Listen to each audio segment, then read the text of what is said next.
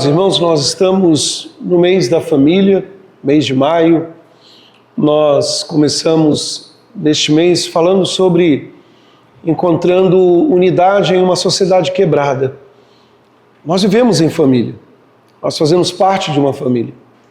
E hoje eu gostaria de exortá-lo, através do texto bíblico, acerca de lutar pela sua casa, lutar pela sua família.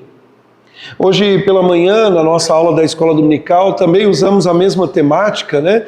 E falamos sobre lutar por nosso lar. Muitas vezes nós assistimos tudo ao nosso redor, tudo que tem acontecido, sem defendermos o nosso lar com a firmeza que devemos ter, com as armas que Deus dispôs a nós, que é a luta pela família. E eu gostaria de convidá-los a abrirem suas Bíblias no livro de 1 Samuel, no capítulo de número 30. 1 Samuel 30, do verso 1 até o verso 20.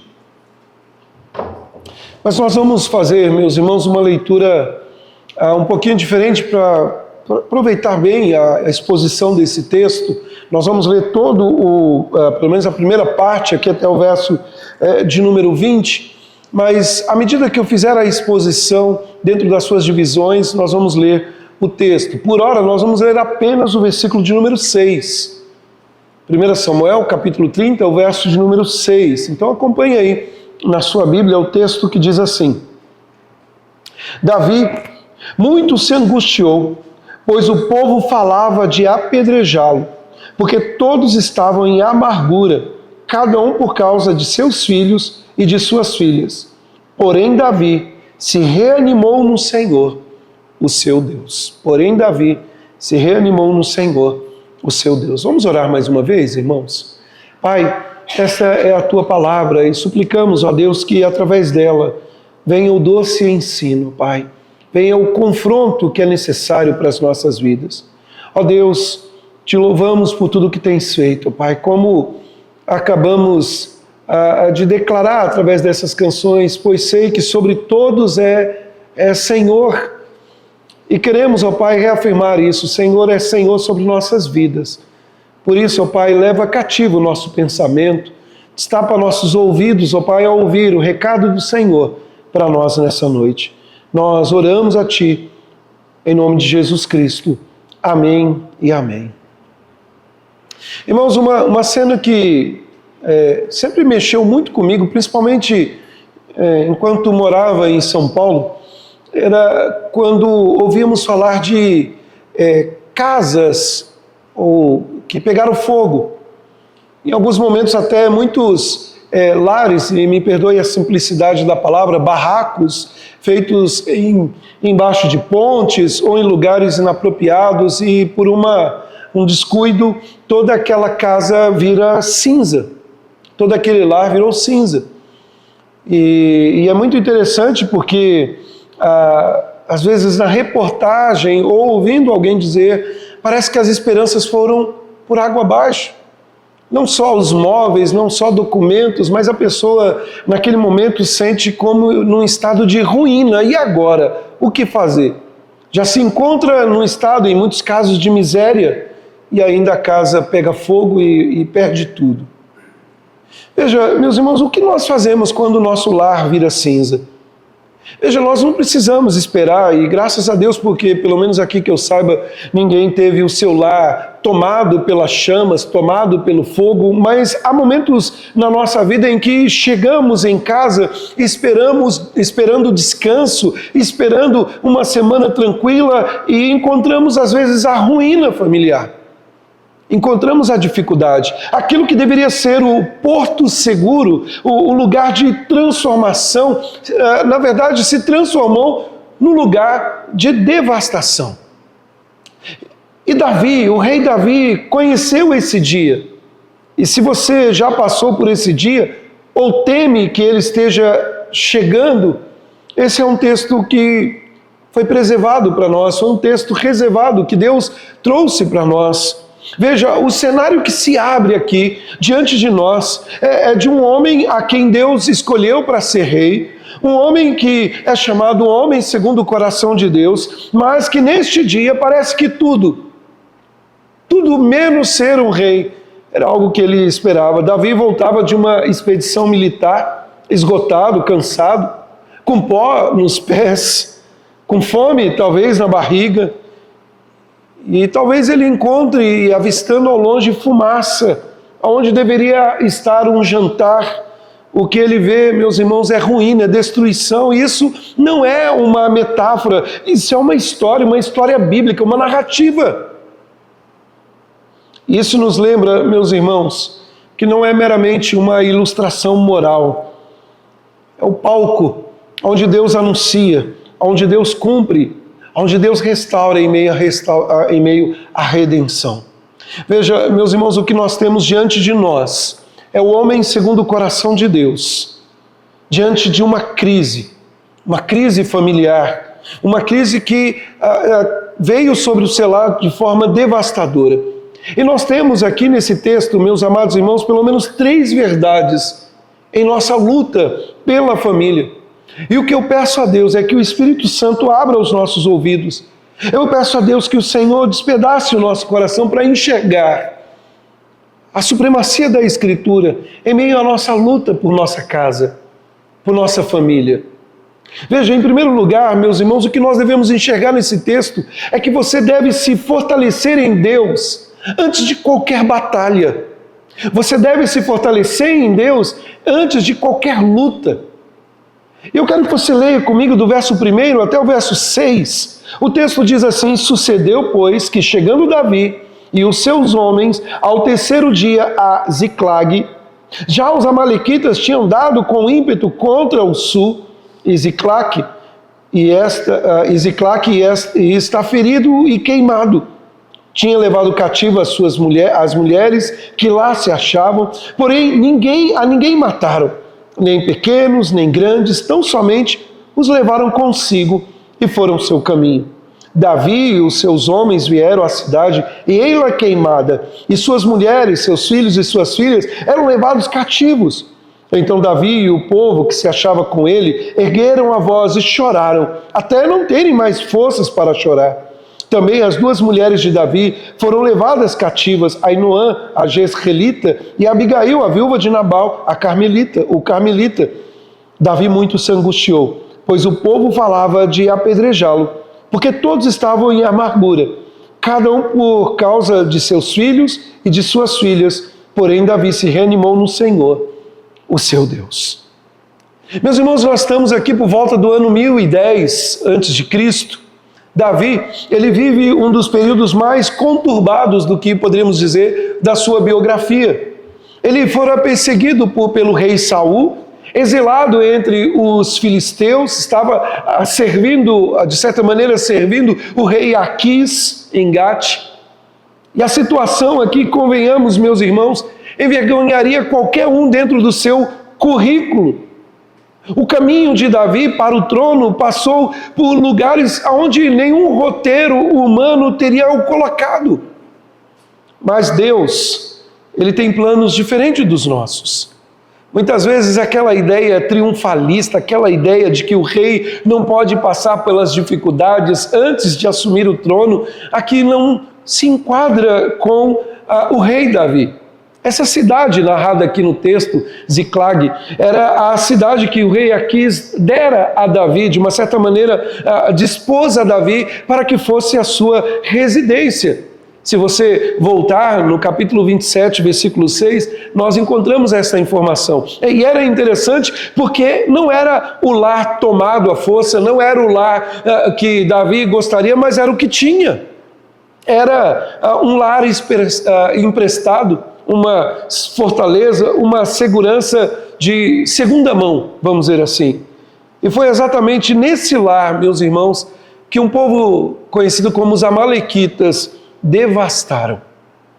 Os amalequitas eram um povo caracterizado na narrativa bíblica como inimigos persistentes de Israel, isso desde o Êxodo.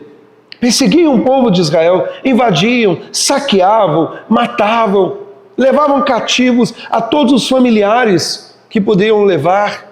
Mas aqui há um detalhe no texto que nós poderíamos chamar o detalhe misericordioso da parte de Deus. Porque o narrador aqui, em meio ao horror, em meio a essa cena tão terrível, no verso de número 2 diz: não mataram ninguém. Veja, meus irmãos, isso não era normal dentro do que nós conhecemos das narrativas que expõem as lutas, as batalhas, os exércitos. Aqui, meus irmãos, não é um acidente literário. O narrador aqui, ele antecipa a providência de Deus. No meio da tragédia, no meio da dificuldade, há uma tendência de achar que Deus se esqueceu de nós. Mas aqui Deus está presente. Veja, as vidas estavam aqui preservadas. A crise era real, mas não era final. Não era o ponto final. Veja, meus irmãos, nessa narrativa aqui, o texto já nos entrega, meus irmãos, que Deus estava agindo, cuidando dos detalhes. Calvino, ele escreve dizendo que o Deus da Escritura trabalha em todas as coisas para o bem daqueles que o amam, inclusive e especialmente nas coisas que nos parecem catástrofes. Quantas e quantas vezes, meus irmãos, nós passamos por dificuldades, por lutas, e podemos ser levados à impressão que é o fim. Mas voltando à cena aqui, uma cena humana, uma cena que dentro do enredo dos grandes dramas, nós poderíamos dizer que o que se esperava era que os soldados se levantassem corajosamente, dizendo: vamos pelejar. Mas os guerreiros de Davi, homens duros, homens que eram curtidos na batalha, homens que tinham um preparo, ou pelo menos de uma certa maneira, grandes soldados, o texto diz que eles choraram. O versículo de número 4 narra isso para nós. Mas não foi um choro de olhar e falar: poxa, a minha Brastemp que eu comprei de Israel, não é nem de Israel, os meus móveis, eu estou pagando ainda. Não foi isso. Eles choraram porque seus filhos, suas filhas, suas esposas não estavam presentes, foram levados. E o texto diz que eles choraram até não ter mais força para chorar. Aqui, meus irmãos, não há determinismo, não há triunfalismo, não há machismo espiritual, não. O que há aqui é uma dor real. O que há aqui é uma dor legítima, aberta diante de Deus. A fé bíblica, meus amados irmãos, não é uma anestesia emocional. É a coragem de sentir tudo e ainda permanecer de pé. Veja, meus irmãos, eu pesquisei uma história que eu achei interessante de um general chamado William Dodd. E ele era um general renomado na Segunda Guerra Mundial e era um cristão, confesso. E ao receber a notícia de graves perdas dos seus soldados, esse general, ele chorou abertamente diante dos seus oficiais. E aí ele foi questionado.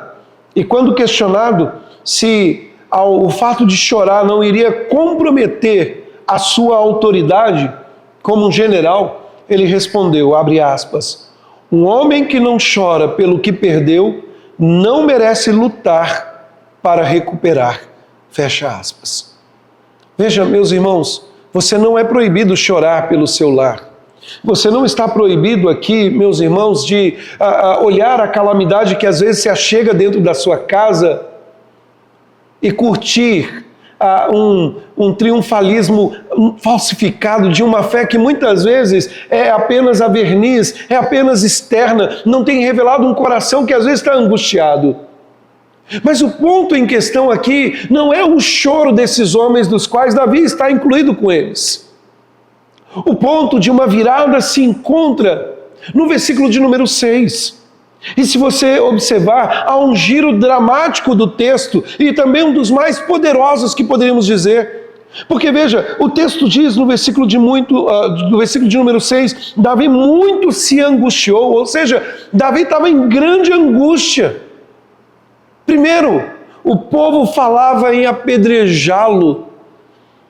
E o povo estava com amargura de alma.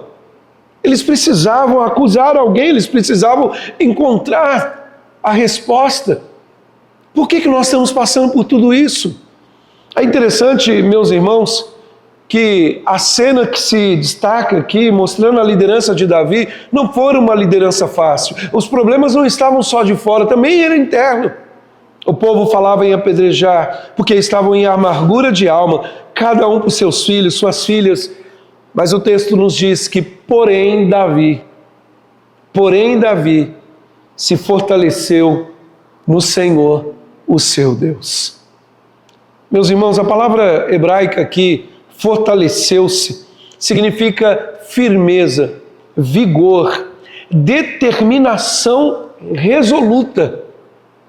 Não é uma emoção passageira, não é uma emoção tomada pela circunstância, não, é uma decisão ativa.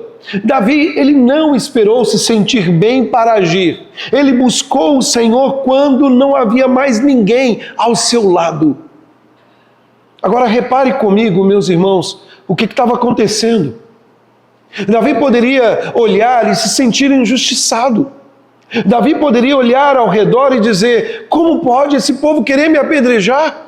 Eu já estou sofrendo. Ó céus, ó vida! Mas ao invés, meus irmãos, de se voltar contra Deus, ao invés de questionar Deus, ao invés de dizer para o Senhor: ó, que triste sorte, Davi, que já tinha perdido as suas esposas, Ainoã, Abigail, perdeu a sua família, Davi se volta para o Senhor. E é justamente, meus irmãos, nessa volta para o Senhor, que nós temos uma grande lição para nós. Meu irmão, minha irmã, a primeira lição que você pode extrair desse texto para a sua vida, em meio às lutas que a sua família pode enfrentar, em meio às batalhas que se agigantam diante de você, é que a crise, ela não destrói o que é sólido, ela revela aquilo que é sólido. Como eu disse na semana passada, o seu lar pode passar por lutas, tempestades, mas aonde você está construindo, aonde você está firmando o seu lar? Quando a casa pega fogo, e você só consegue salvar uma coisa, a que você se apega? Davi se apegou em Deus. E quem se apega em Deus, ele não fica de mãos vazias. Sabe, muitas e muitas vezes, meus irmãos, assim como Davi que estava cercado pelo caos, nós também podemos estar cercados pelo caos. Com uma família em ruínas, com filhos que têm se rebelado no lar, com uma esposa, um marido que tem enfrentado lutas. Mas aqui, meus irmãos, o texto mostra que Davi se fortaleceu no Senhor. Perceba, Davi não se fortaleceu nas circunstâncias. Davi não se fortaleceu nas pessoas. Davi não se fortaleceu nas promessas humanas. Não, Davi se fortaleceu no Senhor. Porque quando tudo desmorona, só permanece aquilo que está afirmado na rocha. A dor, ela revela, meus irmãos, onde está a nossa confiança. Há pessoas que na crise se agarram no medo. Há pessoas que na crise se agarram no orgulho, na revolta, no desespero. Mas aquele que conhece o seu Deus, como o próprio texto diz, se reanimou no seu Deus, ele se apega no Senhor. Como está o seu lar hoje?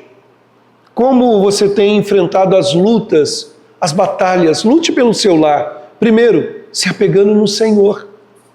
Buscando o Senhor, antes de querer lutar, antes de querer olhar para as suas mãos e dizer: eu vou fazer. Que você possa se apegar, em primeiro lugar, no Senhor. Se reanimar no Senhor. Irmãos, na leitura aqui parece fácil se fortalecer no Senhor. Mas nem sempre é fácil. Só se fortalece no Senhor aquele que conhece o seu Deus. Se não conhecermos a Deus, não podemos nos fortalecer em Deus. E aí buscamos outras coisas. A segunda lição que eu encontro nesse texto, meus irmãos, é que antes de correr para a batalha, antes de correr para a luta, você precisa consultar a Deus. Olha o versículo 7 e o versículo de número 8. O texto diz: disse Davi a Abiatar, o sacerdote, filho de Aimeleque: trazei-me aqui a estola sacerdotal e Abiatar a trouxe a Davi. Então consultou Davi o Senhor, dizendo: perseguirei eu o bando? Alcançá-lo-ei? Respondeu-lhe o Senhor: persegue-o, porque de fato o alcançarás e tudo libertarás. Meus irmãos, fortalecido no Senhor, Davi, ele não tomou uma atitude impulsiva. Davi, ele não gritou ordens no pânico. Ele não ligou ali para o general mais próximo para pedir um conselho estratégico. Não. O texto diz que ele consultou o Senhor.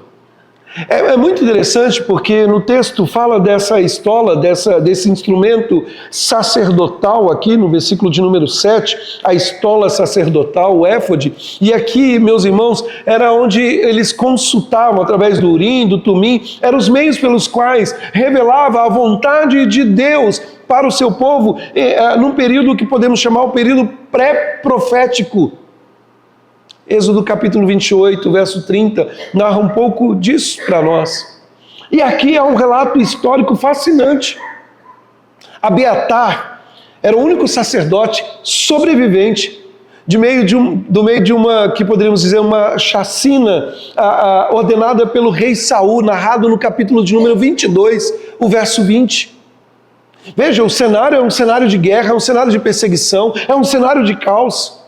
Davi havia fugido, e esse sacerdote Abiatar também fugiu para Davi, e trazia consigo essa estola.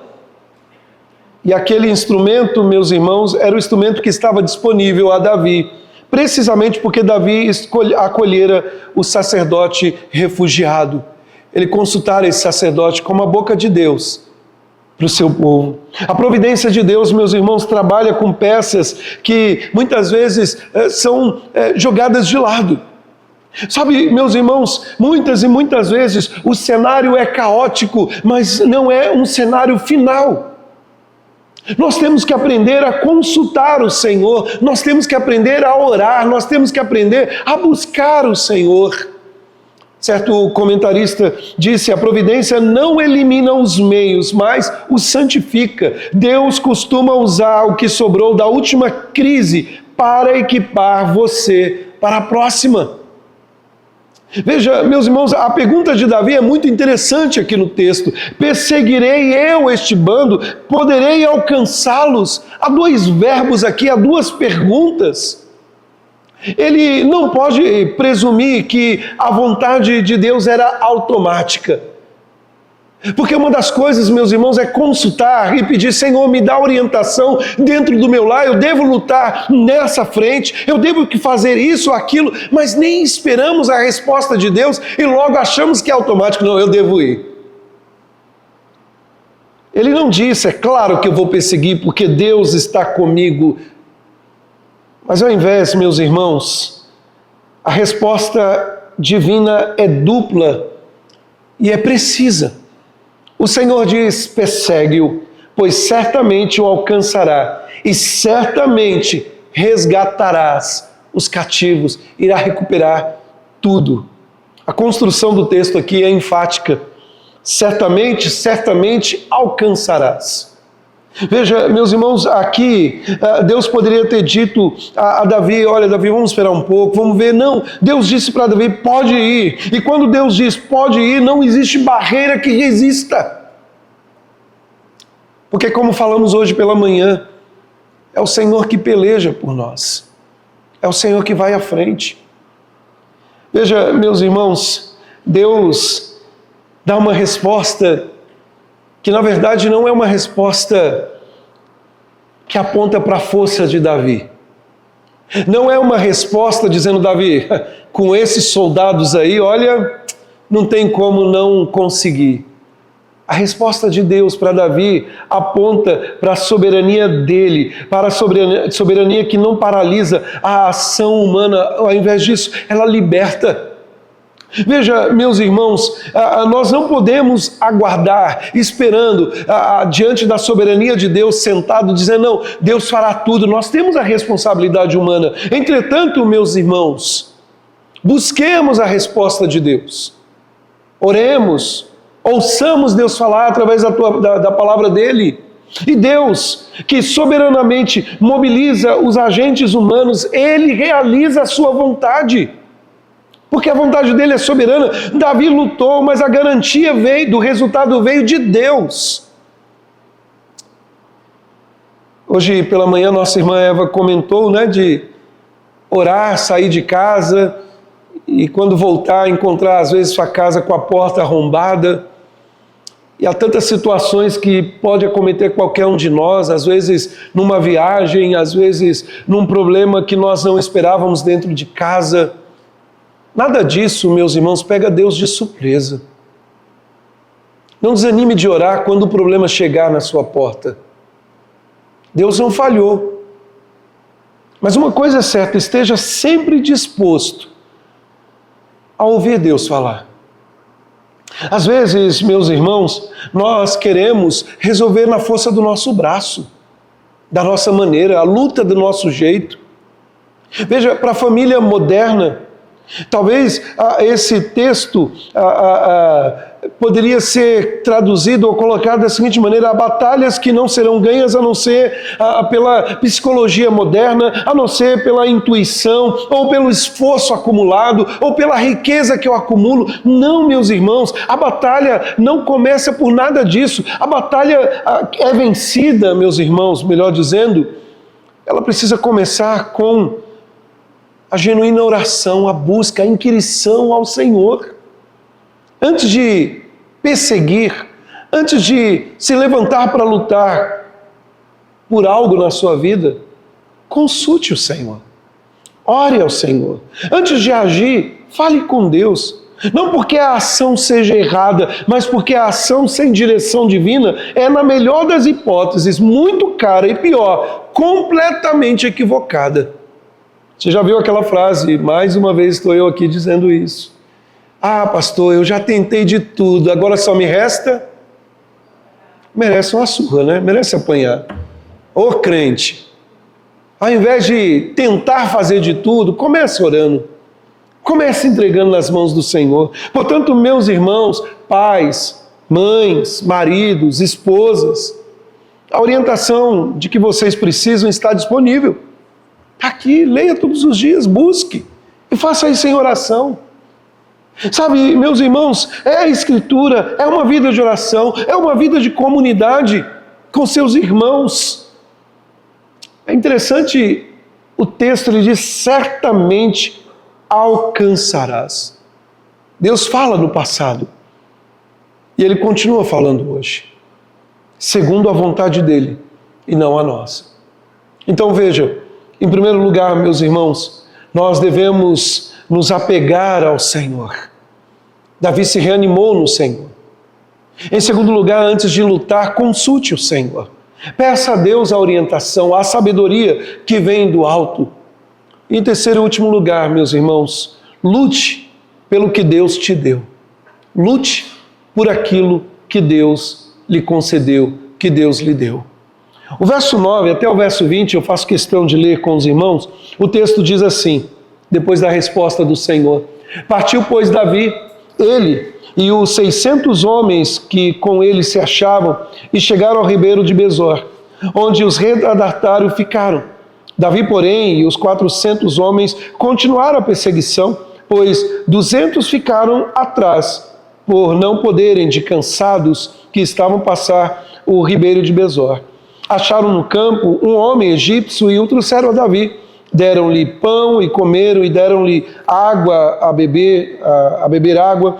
Deram-lhe também um pedaço de pasta de figos secos e 2 cachos de passas, e comeu. Recobrou então o alento, pois havia 3 dias e 3 noites que não comia pão, nem bebia água. Então lhe perguntou Davi: de quem és tu e de onde vens? Respondeu o moço egípcio: sou servo de um amalequita, e meu senhor me deixou aqui, porque adoeci há 3 dias.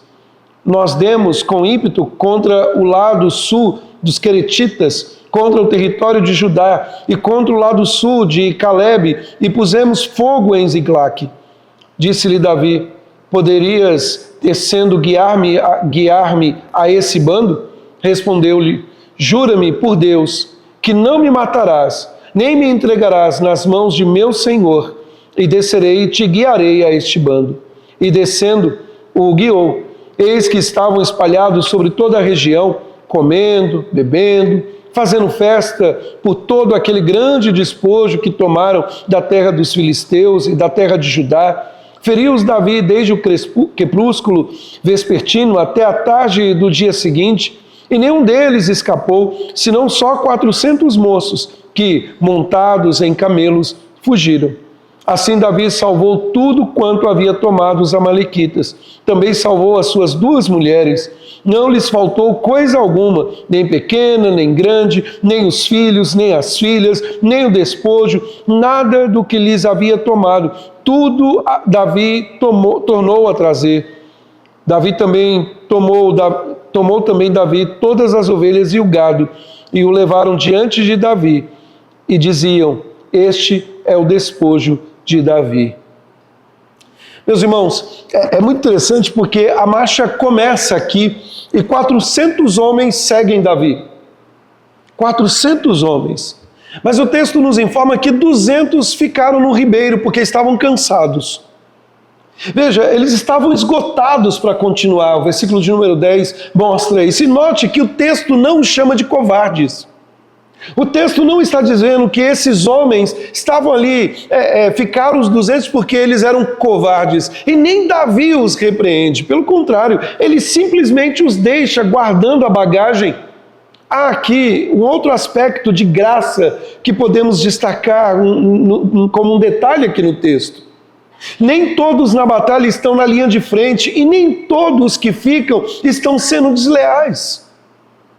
Sabe, meus irmãos, é interessante porque nessa cena nós vemos a providência de Deus. No meio de tudo isso, um servo egípcio encontrado no deserto, semi-esquecido por seu senhor, o senhor que era um senhor amalequita, o inimigo que havia devastado tudo, que este servo foi abandonado, doente, os versos 11 a 15 mostra isso, ele se tornou como um GPS para Davi. E aqui, meus irmãos, há misericórdia da parte de Davi de dar o alimento, o suporte. Davi é conduzido. E aqui, meus irmãos, é algo belíssimo. Deus, ele usa que outros descartam para realizar o que outros consideram impossível. O egípcio que não tinha um grande nome, não tem seu nome revelado, é um homem que é usado como a provisão de Deus para o sucesso dessa companhia, dessa obra. O Deus que dissera a Davi, vai, não é o Deus que diz, vai na sua sorte ou vai pela sua força, é o Deus que conduz os meios. A batalha foi completa. O texto diz que Davi resgatou tudo que os amalequitas tinham levado, suas esposas, todos os filhos, filhas, o espólio todo. Não é uma recuperação parcial, meus irmãos, não. Não é um acordo diplomático, não é uma devolução negociada. Davi não negociou, não. Davi arrancou de volta tudo aquilo que havia sido roubado. E é interessante, meus irmãos, porque a palavra que aparece aqui no texto, traduzida por resgatar, trazer de volta, natzal no hebraico, é uma palavra, meus irmãos, que é uma linguagem do Evangelho. Nós também fomos tirados de um domínio. O apóstolo Paulo fala em Colossenses que ele nos transportou, ele nos arrancou, da onde? Do império das trevas. Mas voltando ao texto aqui, meus amados irmãos, a narrativa, ela não termina na batalha. Ela termina numa disputa, e eu não li aqui, mas se você quiser acompanhar, o texto do verso 22 e 23, ela termina com uma disputa. E o texto diz assim: então todos os maus e filhos de Belial, dentre os homens que tinham ido com Davi, responderam e disseram: visto que não foram conosco, não lhe daremos do despojo de que salvamos. Cada um, porém, leve sua mulher e seus filhos e vá embora. Olha o verso 23. Porém Davi disse: não fareis assim, irmãos meus, que com o que nos deu o Senhor, que nos guardou e entregou às nossas mãos o bando que contra nos vinha. Meus irmãos, os guerreiros que foram na batalha não queriam dividir o espólio de guerra ali. Não queriam dividir com aqueles que ficaram guardando no ribeiro as bagagens. E essa é uma reação que diríamos é justo, afinal de contas eu lutei. Entretanto, Davi, ele chama pelo verdadeiro nome, é uma ganância disfarçada de mérito. E Davi posiciona e coloca no lugar certo. Eu gosto desse texto, verso de número 24, ele diz assim: quem vos daria ouvidos nisso? Porque qual é a parte dos que desceram a peleja, e tal será a parte dos que ficaram com a bagagem, receberão partes iguais, porque os olhos de Davi não estavam na força do braço, os olhos de Davi estavam no Senhor, foi o Senhor que nos deu essa vitória. Todos merecem.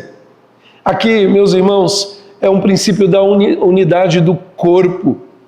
Nem todos têm os mesmos dons, nem todos estão na mesma linha de frente, mas todos percebem a mesma vitória e devem desfrutar desta mesma vitória. Transportando para os nossos dias, transportando para a nossa família, meus irmãos, nós devemos lutar pela nossa casa. E a nossa luta pela família não é uma luta solitária. Ela exige que os Davis se fortaleçam em Deus quando todos os outros estão pedindo a sua cabeça, quando todos os outros têm um foco numa direção errada. Ela exige, meus irmãos, que antes de marchar, consultemos o Senhor. Antes de qualquer batalha, antes de qualquer luta. Ela exige, meus irmãos, que honremos aqueles que não vão caminhar com tanto vigor na linha de frente conosco, mas que, ao desfrutar da vitória que Deus nos dá, toda a família possa ser agraciada. Sabe, meus irmãos, o que Davi nos deixa, concluindo a nossa mensagem aqui? Quando Davi ele chegou a Ziclag, o que ele encontrou foi cinzas. O que ele encontrou foi escombros. Ele poderia ter desistido. Ele poderia ter desistido. Ele poderia ter dito: isso é um sinal que eu não sou o escolhido. Afinal, um rei sem coroa, um rei sem as suas esposas, um rei sem um trono, um rei sem uma casa. Mas ele não disse isso. O texto fala que ele chorou. Ele chorou. Mas depois, ele se fortaleceu no Senhor, o seu Deus. Essa palavra, meus irmãos, fortaleceu-se, ela não admite passividade. A palavra no hebraico, ela está num verbo ativo. É uma escolha feita com vontade e depois sentida no coração. Davi, ele decidiu lutar pela sua família, por uma batalha que não foi uma batalha fácil, era uma batalha sangrenta, mas ele deu o primeiro passo de fé, não na certeza emocional. Talvez hoje você tenha esperado a melhor condição para lutar pela sua casa, pela sua família. Talvez a sua família pode estar em Ziclag agora, queimada, saqueada, dispersa. Talvez seu casamento pode estar em meio a cinzas. Talvez os seus filhos podem estar cativos no mundo que não conhece a Deus, tomado por ele, por este mundo. Talvez o seu lar pode ser uma zona de guerra silenciosa, onde o maior inimigo é o desânimo. Irmãos, é assustador o que nós temos visto nos lares hoje em dia. Famílias devastadas. Mas Deus é o mesmo. O mesmo Deus de Davi é o seu Deus hoje. É o mesmo Deus que diz: certamente alcançarás. É o Deus que em Cristo Jesus diz a você: venham a mim, todos vocês que estão cansados, sobrecarregados, e eu vos aliviarei. É o mesmo Deus que diz: eu vim para que vocês tenham vida e tenham em abundância. Ele não apenas restaura o que foi levado, Ele traz de volta mais do que foi roubado, Ele nos dá uma nova vida. Sabe, meus irmãos, hoje é Dia das Mães. Hoje muitos celebraram com suas mães, mandaram mensagens. Agora pela manhã eu estava aqui na igreja e terminando a escola bíblica, eu fui na delegacia, calma, fui bater papo com um policial e nós estávamos conversando e ele falou que estava atendendo a uma ocorrência e um meliante, se é que eu posso usar esse adjetivo dentre outros, tinha espancado a sua esposa, tentando matar ela com uma marreta, uma mãe. E a frase que ele usou foi: bem no Dia das Mães. Olha o presente, Dia das Mães. Eu não sei se você ficou sabendo, ontem uma criança de 4 anos de idade faleceu na nossa cidade, a Raíssa. Sua mãe, Tainá, não tem o que comemorar no dia de hoje. Está chorando. Sabe, nós vivemos num mundo de tragédias, meus irmãos. Nós vivemos num mundo em que a família, ela enfrenta tempestades, lutas. Mas a família, ela não é um projeto humano que Deus abençoa. Não. A família é um projeto divino que Deus fundou, que Satanás ataca, mas Cristo é o Senhor, é a rocha e Ele redime. É Ele que consola uma mãe que está de luto. É Ele que protege e que fortalece o coração daquele que não vê esperança. Portanto, meu irmão, minha irmã, lute pela sua família com todas as suas forças, ou melhor, com as forças que Deus nos dá. Não olhemos apático a tudo que tem acontecido ao nosso redor. Pelo contrário, olhemos com fé, se fortalecendo em Deus. Se a tragédia tem chegado à sua porta, se a doença tem chegado no seu lar, se o desemprego, se o desespero ou qualquer outra coisa que você pode pensar que tem sido como cinza dentro da sua casa tem chegado, que você se levante hoje a lutar pela sua casa com fé. Porque é Deus que peleja por nós, é Deus que vai à nossa frente. Vamos colocar de pé, vamos orar, vamos pedir para que o Senhor abençoe nossas famílias, abençoe a cada um de nós. Senhor Deus, eu levanto a minha voz, ó Pai, clamando para que o Senhor, como o mesmo Deus no passado e é presente hoje, o Deus que não muda, venha com graça, haja sobre os lares que neste momento, seja os lares aqui presentes, representados, ou espalhados pela nossa cidade, pelo nosso país, ó Deus, que o Senhor venha agindo com graça, reanimando corações que estão desanimados, reanimando vidas, ó Pai, que tiraram os olhos do Senhor e agora só conseguem olhar os escombros, só conseguem olhar a tragédia. Dá-nos, ó Deus, olhos espirituais, ouvidos para ouvir o Senhor e boca para clamar ao Senhor no meio da aflição, crendo que o Senhor vai conosco na peleja. Ó Deus, pedimos, ó Pai, por nossa nação, por cada mãe, por mães que têm educado os seus filhos nos caminhos do Senhor, mas por conta das lutas, das batalhas, têm se sentido cansada. Que elas encontrem no Senhor a força necessária. Aos pais que têm saído para lutar, pelejar pelo seu lar, que sejam pais modelos, diante de um mundo que tem bombardeado a família. Eu oro a Deus pedindo, Pai, que o Senhor nos ajude no meio da batalha constante contra principados, potestades, contra os dominadores deste mundo. A família é tua. A minha casa, a casa dos meus irmãos não nos pertence, pertence ao Senhor. Nossos filhos não são nossos, são do Senhor, Pai. Ajuda-nos, ó Pai, a não fraquejar na missão que o Senhor nos deu. Te peço, ó Pai, pela Tainá, essa mãe que está chorando neste momento, ao seu esposo, aos seus outros filhos, ó Pai, abençoa com o consolo que vem dos céus. Muito mais do que o consolo dos homens, que ela possa encontrar, se ela ainda não te conhece, juntamente com a sua família, o socorro do Senhor. Ó Deus, nos abençoe a cada lar representado aqui, Senhor. Fortalece-nos, ó Pai, para a luta que temos que enfrentar todos os dias. Ajuda-nos, ó Pai, mas há uma certeza que repousa sobre nós. Em Cristo Jesus somos mais que vencedores, por meio daquele que nos amou.